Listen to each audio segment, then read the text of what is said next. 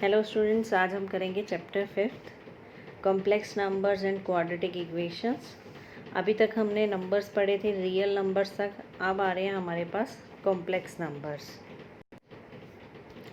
Complex numbers में क्या है, हमारे पास इंट्रोडक्शन आ रही है। सबसे पहले we have seen that the equation x square plus 1 equal to 0 has no real solution. It gives x square is equal to -1 square of real number is non negative. अभी तक हम करते थे कि अगर किसी स्क्वायर की वैल्यू नेगेटिव आ जाती है तो हम लिख देते थे नॉट पॉसिबल, वहाँ पर लिखते थे कि इसकी वैल्यू पॉसिबल नहीं है। We need to extend the real number system to larger system so that we can find the solution of x square -1। अब रियल नंबर को थोड़ा इंक्रीज़ कर दिया, अब हम एक्स स्क्वायर -1 का भी सॉल्यूशन निकाल सकते हैं। Main objective is to solve ax square plus b x plus c where discriminant is less than 0। अभी तक हमने क्या पढ़ा था, डिस्क्रिमिनेंट जो आपका बी स्क्वायर -4ac था वो क्या होता था, ग्रेटर दैन इक्वल टू 0। जब हम लेस देन 0 आता था तो हम कहते थे नॉट पॉसिबल। अब कॉम्प्लेक्स नंबर में ये पॉसिबल है, रूट के अंदर जो नेगेटिव वैल्यू है वो पॉसिबल है। अब कॉम्प्लेक्स नंबर क्या होते हैं वो पढ़ते हैं। सबसे पहले आ रहा है कॉम्प्लेक्स नंबर की डेफिनेशन। कोई भी आपके पास दे रखा है स्क्वायर रूट के अंदर नेगेटिव वैल्यू रूट ऑफ -1, तो इसको हम डिनोट करते हैं आयोटा से। इसका जो आई है वो है आयोटा, इसको डिनोट करते हैं रूट के अंदर -1 आयोटा। आयोटा की वैल्यू है रूट -1। अगर हम स्क्वायरिंग कर दें दोनों तरफ तो यहाँ रूट हट जाएगा, उधर हो जाएगा iota square. That means value of iota square is equal to -1। Iota इसका एक सॉल्यूशन हो गया। नेक्स्ट आ रहा है हमारे पास, कोई भी नंबर है, कॉम्प्लेक्स नंबर क्या होता है, any number is in the form of a plus iota b is complex number. ये जो है ये कॉम्प्लेक्स नंबर होता है हमारे पास, जहाँ a और b क्या हैं, रियल नंबर्स। रियल का मतलब ये पॉजिटिव हो सकते हैं, ये नेगेटिव हो सकते हैं, ज़ीरो भी हो सकता है, फ्रैक्शन भी हो सकती है और रूट भी हो सकता है।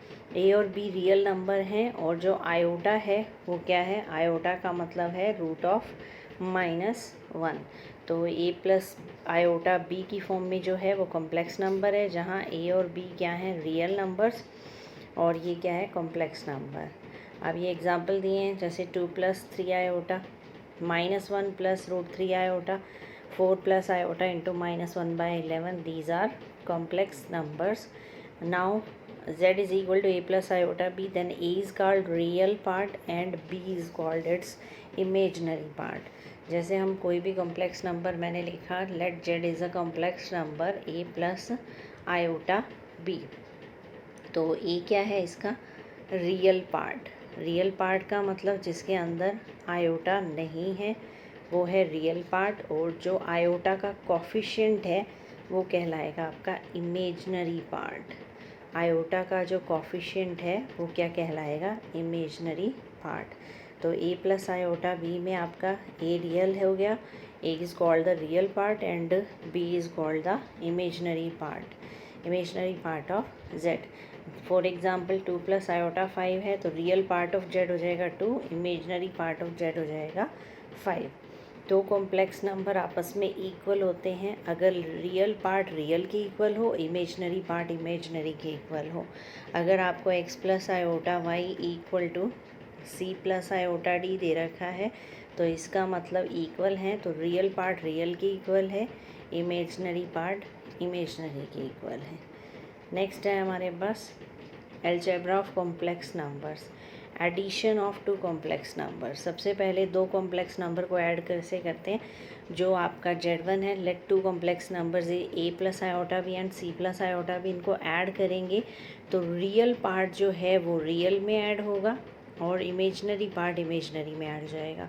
तो ये बन जाएगा a + c, इन दोनों में से आयोटा कॉमन आ जाएगा और आयोटा कॉमन आ जाएगा तो क्या रह जाएगा, b + d, यानी रियल पार्ट रियल में ऐड होगा, इमेजनरी पार्ट इमेजनरी में ऐड होगा। नेक्स्ट आ रहा है addition of complex number satisfy the following properties. सबसे पहले क्लोजर प्रॉपर्टी। क्लोज़र का मतलब है sum of two complex number is also a complex number. अगर आप दो कॉम्प्लेक्स नंबर Z1 और Z2 को ऐड कर रहे हो तो इसका जो रिज़ल्ट आएगा वो भी एक कॉम्प्लेक्स नंबर ही आएगा। सेकंड है कॉम्यूटेटिव। कॉम्यूटेटिव ला हम छोटी क्लासेस से भी पढ़ते आ रहे हैं। क्या था हमारे पास a plus B is equal to B plus A. इसी तरह यहाँ पर है Z1 plus Z2 is equal to Z2 plus Z1। Associative में क्या होता था हमारे पास a plus B plus C करें या पहले b और c को ऐड करके फिर a ऐड करें, रिज़ल्ट विल बी सेम। ये एसोसिएटिव था कि a प्लस बी ऐड करके फिर c ऐड करें या b प्लस सी करके फिर a ऐड करें, रिज़ल्ट विल बी सेम। इसी तरह यहाँ पर है आपका associative Z1 plus Z2 plus Z3 करें या Z2 प्लस Z3 करके फिर Z1 ऐड करें, result will be same. Existence of identity. Identity क्या होती है? Additive identity. कोई भी नंबर लें, इसमें हम क्या ऐड करें कि वापस वही नंबर आ जाए, इसको बोलते हैं हम आइडेंटिटी। तो किसी भी नंबर में अगर हम ज़ीरो ऐड करें तो वापस वही नंबर आ जाता है।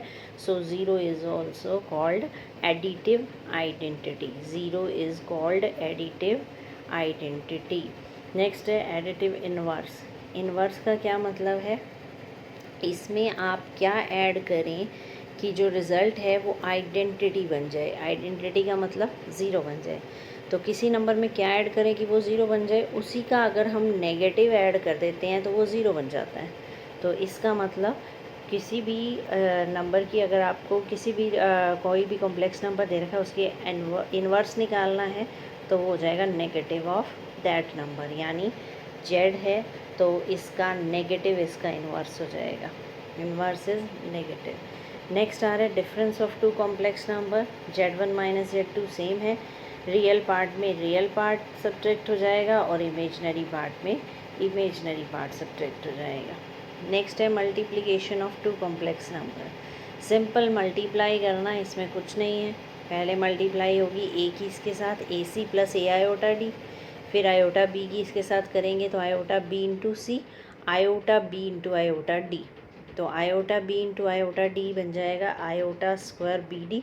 आयोटा स्क्वायर की वैल्यू रखेंगे होती है -1, तो ये बन जाएगा -BD। तो सिंपल मल्टीप्लिकेशन है, कोई प्रॉब्लम नहीं है इसमें। क्लोजर वही है आपका।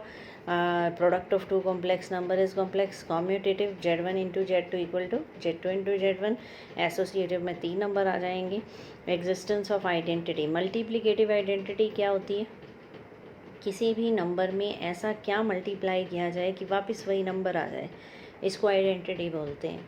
तो हम क्या करते हैं? 1। तो 1 इज़ मल्टीप्लिकेटिव आइडेंटिटी। ये छोटी क्लासेस में पढ़ा भी है हमने, आइडेंटिटी और आइडेंटिटी तो पढ़ी है।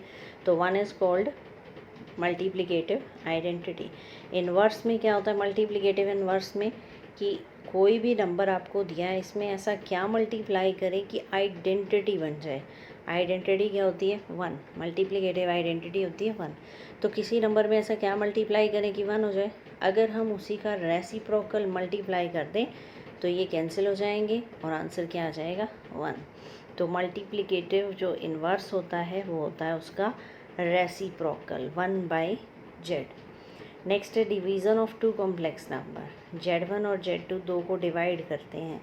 तो डिवाइड में हम क्या करते हैं? डिवाइड में डिनोमिनेटर में आयोटा आ जाता है हमारे पास, तो उसकी रेशनलाइजिंग कर देते हैं। जैसे हम 9th 10th में पढ़ते थे कि अगर डिनोमिनेटर में आपका रूट है तो आप उसको रेशनलाइज करके रिमूव कर देते हैं कि डिनोमिनेटर में रूट नहीं होना चाहिए। इसी तरह डिनोमिनेटर में आयोटा नहीं होना चाहिए।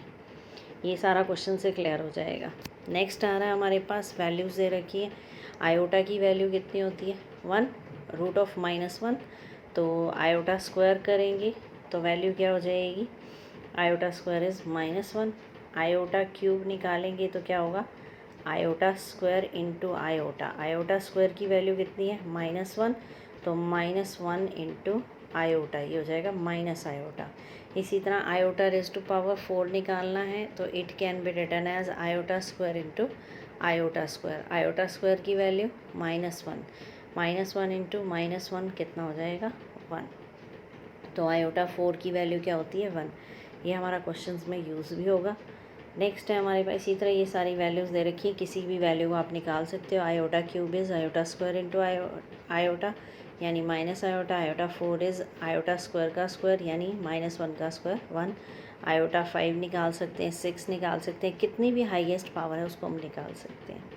बस एक चीज़ का ध्यान रखना कि आयोटा के 4 का मल्टीपल अगर आ गया तो वो 1 होता है, क्योंकि आयोटा 4 क्या होता है, इक्वल टू 1। नेक्स्ट आ रहा है square root of negative real number. कोई भी नेगेटिव रियल नंबर है तो उसका स्क्वायर रूट, ये अभी हमने पढ़ा है कि नेगेटिव ऑफ 1 का रूट क्या होता है, आयोटा। इसी तरह हम किसी भी नेगेटिव नंबर का रूट निकाल सकते हैं। सपोज़ आपके पास -3 है तो √3 तो एज इट इज़ आ जाएगा, माइनस का रूट क्या हो जाएगा, आयोटा। रूट में अगर -4 है तो 4 का रूट क्या हो जाएगा, 2, और माइनस का रूट क्या हो जाएगा, आयोटा, तो ये बन जाएगा 2 आयोटा। इसी तरह रूट में अगर -5 है तो √5 एज इट इज़, और माइनस का जो रूट है वो बन जाएगा आयोटा। नेक्स्ट है हमारे पास आइडेंटिटीज़। आइडेंटिटीज़ आ रही हैं हमारे पास, ये हमने पहले भी की हैं। सिंपल आइडेंटिटी है होल स्क्वायर की, Z1 + Z2 का whole square, Z1 square + Z2 square + 2Z1 into Z2। ये हमने सिंपल रियल नंबर्स पे की थी, अब ये कॉम्प्लेक्स में आ गई है। नेक्स्ट है Z1 - Z2 का whole square, Z1 square + Z2 square - 2Z1 Z2।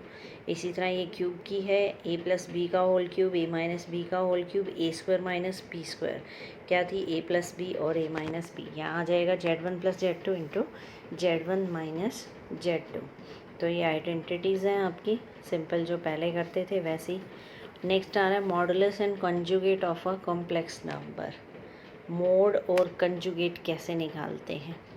कोई भी एक कॉम्प्लेक्स नंबर दे रखा है, z = a + iota b, modulus of z is denoted by mode z। It is defined non negative real number. Mode z कैसे निकालते हैं, mode z का root है, रूट में रियल पार्ट का स्क्वायर प्लस इमेजनरी पार्ट का square, ये होता है आपका मोड ऑफ z। किसी भी कॉम्प्लेक्स नंबर का मोड निकालना है तो रियल पार्ट का स्क्वायर प्लस इमेजनरी पार्ट का स्क्वायर।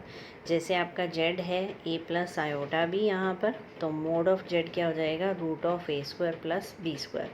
रियल पार्ट यानी a का स्क्वायर, इमेजनरी पार्ट यानी b का स्क्वायर। आयोटा नहीं लेना है, इमेजनरी पार्ट का मतलब होता है कोफिशिएंट ऑफ आयोटा, तो ये हो जाएगा √a² + b स्क्वायर।